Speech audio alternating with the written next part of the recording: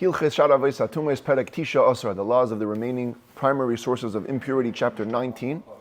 We're going to be picking on one case from yesterday. Yesterday, the Rambam said if you have two shvilim, two paths in the public domain, one is pure, one is impure, meaning on one of them you have a corpse lying across the road. There's no way you could miss it. The other one is pure, and you don't know which one you walked on. So, out of doubt, we're going to be lenient. Safek tumma b'shus harabim, you're pure. Now, today, the Rambam is going to go into a bunch of cases. What happens if a person walked down both paths? Right? The initial case is you only walk down one, you don't know which one it is. What happens if through circumstance you walked on both? Now, how does that play in? Can we still say that you're in doubt each time? Or do both doubts come together and now you're for sure impure? So it's going to depend. What happens if two people walk down the paths? So this is the famous sugya, it's the famous topic, it's called the Shnei Shvilim, the two paths. It's discussed at length in the Mishnah and some Gemaras, and the Rambam today summarizes it into one chapter. So it goes like this, Halacha Aleph. Shnei Shvilin echad tameh ve'echad tar. You have two paths, and the Rambam doesn't even say that it's in the public domain, but it's so obvious because that's where paths are, as the Mishnah Melech writes. And one is tameh, one is tahir. So halach be'echad mehen, ve'en yodua be'ezeh halach. A person walks down one of them, and he doesn't know which one he walked down. Now, unlike yesterday, when we said this line, yesterday it meant that he actually doesn't know. He comes back, he only walked down one, he doesn't know. Here, as we're going to see, the case is going to involve a case where he walked down the second one also. So he does have to know which one he walked down on, but nobody knows which is the impure one. So in this picture, I just put tameh and tar because just to be able to picture it. But actually, once you do the research, nobody knows which is the impure one, which is the pure one. Everybody knows that one is pure, one is impure, but they don't know which one. So he walks down one, doesn't know if it was the pure one or the impure one. V'asa tares v'nechlu. Then, if that was the end of the story, so like yesterday, it's pure. Right? Safek tumma b'shus harabim tar. If that's where it ended, it's all good. It didn't end there. He goes and he handles pure foods, pure produce. Okay? And they were eaten. This is very important. They were eaten, and I'm going to explain it the way one of the commentators explains it. He ate them. The same guy who walked down the path handled, let's say, pure bread, let's say, and he ate the bread. Okay, so why is it important that he ate it? Because now the bread is a non-issue. It's already been eaten. Later on, after he walks down the second path, the first food won't be an issue. It's already in his system. Furthermore, v'huza shlishi yushvi v'taval v'tahar. Out of doubt, because maybe he passed the one with the corpse, he had para aduma water sprinkled on him third and seventh day. He went to the mikveh and he became pure. So now, again, once the case will develop and he'll walk down the second path, there won't be an issue of the first impurity because he already got rid of it. Even though he didn't have to, but out of doubt he wanted to. And we saw in chapter 15, there's no problem to go to the mikveh out of doubt. Now what happened? V'holach b'sheni. Now he walks down the second path. In other words, he knows that the first time he walked down one, and now he walked down the other. So he's crossed both paths. Okay. You can't say at this point that he becomes for sure impure because it's a new doubt, right? He already took care of the first doubt. Two separate doubts. In each case of doubt, we're going to rule pure. So technically now, we should also rule him to be pure. And therefore, says the Rambam, v'asa tares, if he goes and handles pure foods, hare'elu tahiris. They're viewed in isolation. You don't care about the earlier circumstance because he already ate them. He already took care of that impurity. Now this food is pure. Excuse the background noise. If, however, the first foods are still extant, that means, as I'm explaining it, he wasn't the one who ate it. Either A, it wasn't eaten at all, or B, even if somebody else ate it. Pay attention.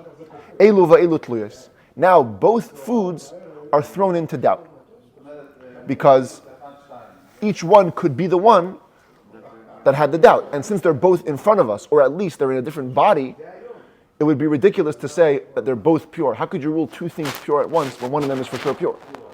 So you have to, out of doubt, declare them both doubtfully impure.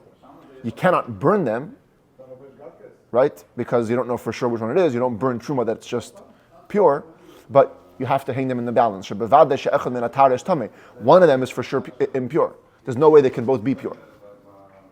Similarly, v'im loy tahar bein tayim, if between the first and second path the person didn't go to the mikveh, so he still has the doubt from the first path, and now he has the doubt from the second path, it's impossible to rule both pure.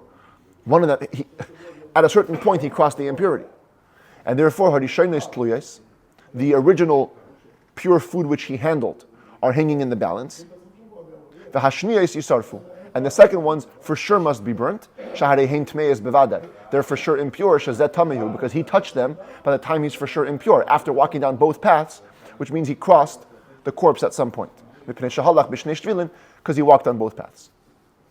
Similarly, the same way when it comes to the strict impurity of corpse, what made one path pure, one path impure is because there's a corpse there. Same thing applies. If it's lower level impurity of shratzim, of rodents, you have a mouse and a frog. Frog is not a problem. A mouse is. They're both in Rishus Harabim. The ein surasa nikeres, but they're already disintegrated. You can't tell one form from another. You don't know which one is which. The ein yadua ezehu hasheretz. You don't know which is the sheretz. Yeah. V'naga be'echad mehem. Person touches one of them, doesn't know, did I touch the sheretz or the tzvardeya? The asa taris v'nechlu. So if afterwards you deal with pure foods and they're eaten, and again by you ate them, v'taval, you go to the mikvah and take care of the first impurity. So at this point, there's nothing to return to in the first impurity. It's all taken care of. And then v'naga b'sheni v'asa taris, then you touch the second one, and you did pure foods. Hade'elu taris. Again, they're pure because it's a new doubt. And in a new doubt, we can ignore the first and declare you pure. But if the first ones are still extant, or somebody else ate them, elu ve'elu tluyas, they're both hanging in the balance, because one of them is for sure impure. Furthermore, if you didn't go to the mikveh in between, so at the second point, you're for sure impure. The first ones are hanging in the balance, they're only in doubt. Second ones are for sure burnt, because at that point, you were already impure with the sheretz. Halacha beis, shnei shvilin, echad tamei, ve'echad tar. Same thing, two paths. One is pure, one is impure. But here, instead of it being one person, now it's two people. Halach be'echad mehen v'asa taris. One person walked down one path and dealt with pure foods. Uba chaveire v'halach b'sheni v'asa taris. The second one goes down the second path and does pure foods. So now pay attention. If we can analyze each person on his own, we would say each person is in doubt and is pure. But you certainly can't tell both of them that you're pure at the same time. That's called chucha vitlula. It's a laughter, it's a laughing stock. Somebody is impure. So the halacha goes like this.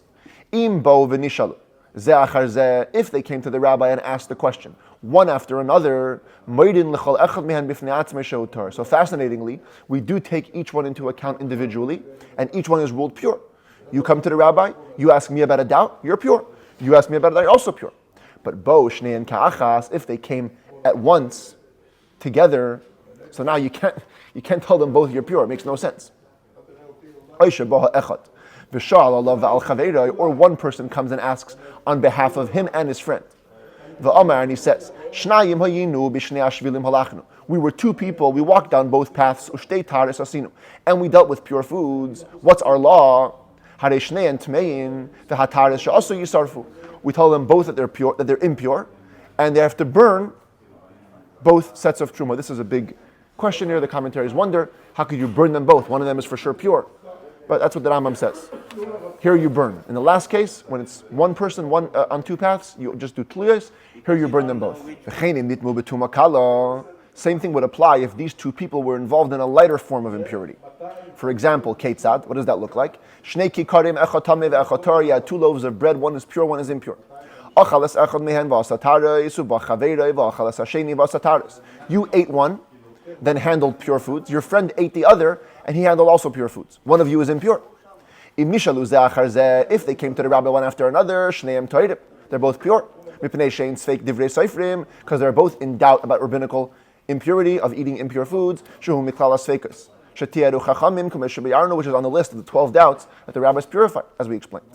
But if they came to the rabbi at once to ask, or they asked, or one of them asked for him and his friend, both of them are impure, and they have to burn the food they were involved in, because one of them is for sure impure. And the truth is, even if you have one impure loaf in 100 pure loaves, they're all impure, they all have to be burnt, because one of them is for sure impure. So you cannot just tell people, oh, you're all good.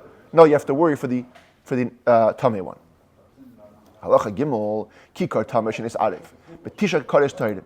You have now 10 loaves. One is impure, got mixed with 9 other ones. Ubao Chamisha B'nei Adam, V'achlu Chamisha Kikares Men. Pay attention. 5 people came, and they ate 5 of the loaves. They picked out 5 of the loaves. So when the first 5 people came, they had all 10 loaves in front of them, one of them being impure. They picked out 5. So they have to worry that perhaps they touched something impure. But then,